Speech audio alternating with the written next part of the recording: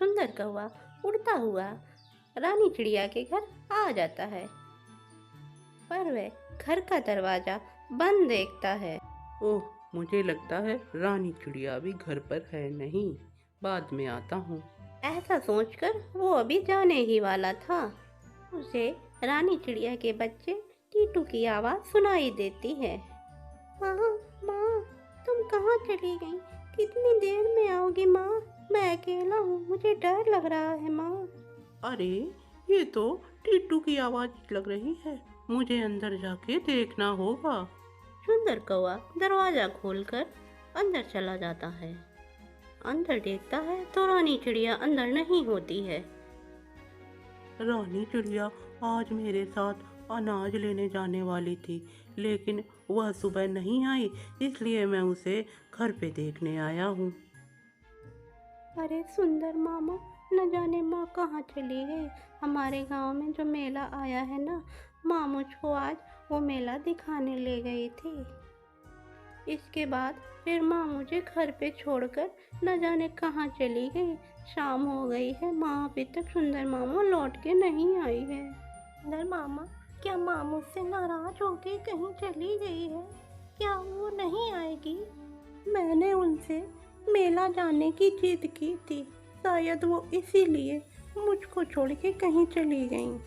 नहीं नहीं टीटू बेटा, तुम परेशान नहीं हो, मैं अभी जाता हूँ और तुम्हारी माँ को ढूंढ के लाता हूँ।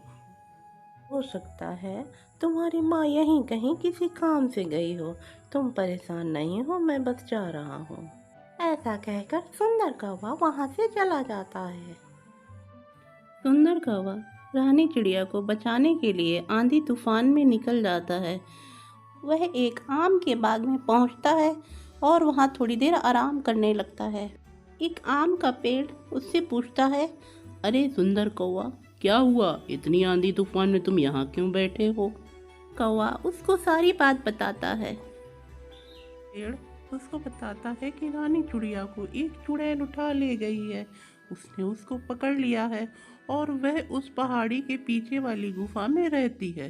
सुंदर कौवा वहाँ के लिए चल देता है। कौवा उस गुफा के बाहर पहुंच जाता है। गुफा के अंदर जाकर वह देखता है कि रानी चिड़िया एक पिंजरे में कैद होती है और रानी चिड़िया के पास एक चुड़ैल खड़ी होती है जो दिखने में बहुत भयानक होती है। अरे छोटी चिड़िया, तुम परेशान नहीं हो, मैं जल्द ही तुम्हारा मुरब्बा बनाऊंगी। हे। हाँ हाँ हाँ, ऐसा कहकर चुड़ैल वहाँ से हंसती हुई गुफा के अंदर चली जाती है।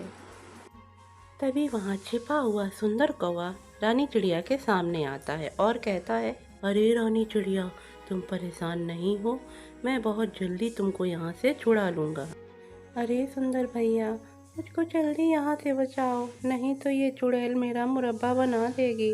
उधर चुड़ैल मुरब्बा बनाने की तैयारी में लगी हुई थी। ओह, मैंने इसमें सांप, बिच्छू और मुर्गी के पंख तो डाल दिए हैं, अब इसमें बस चिड़िया डालनी बाकी है।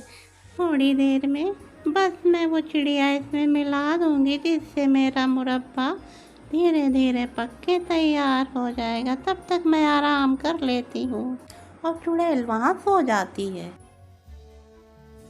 उधर सुंदर कौवा पहाड़ी पर ईगल बाबा से मिलने के लिए जा रहा था। ओहो, अब मैं ईगल बाबा के पास पहुंच गया हूँ, जल्दी मैं उनसे अपनी समस्या बताता हूँ। इससे पहले कि सुंदर कौवा कुछ कहता, ईगल बाबा बोले, मैं जानता हूँ तुम यहाँ क्यों आए हो। उस चुड़ैल ने रानी चिड़िया को जो पकड़ लिया है, इसीलिए। ईगल बाबा, रानी चिड़िया को चुड़ैल ने उठा लिया है, वो उसको मारने वाली है, कोई उपाय बताइए।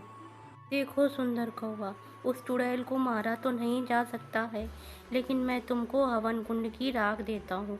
वो चुड़ैल जैसे ही तुम्हारे सामने आए, तुम उस पर इस राख को छिड़क देना, जिससे कि वो मूर्छित हो जाएगी।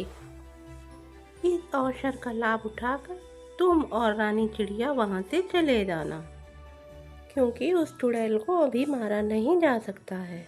सुंदर कौवा ने ऐसा ही करूँगा ऐसा कहकर वहाँ से उड़ चला। और जल्द ही सुंदर कौवा उस पहाड़ी वाली गुफा में पहुँच जाता है और देखता है रानी चिड़िया पिंजड़े में बंद होती है।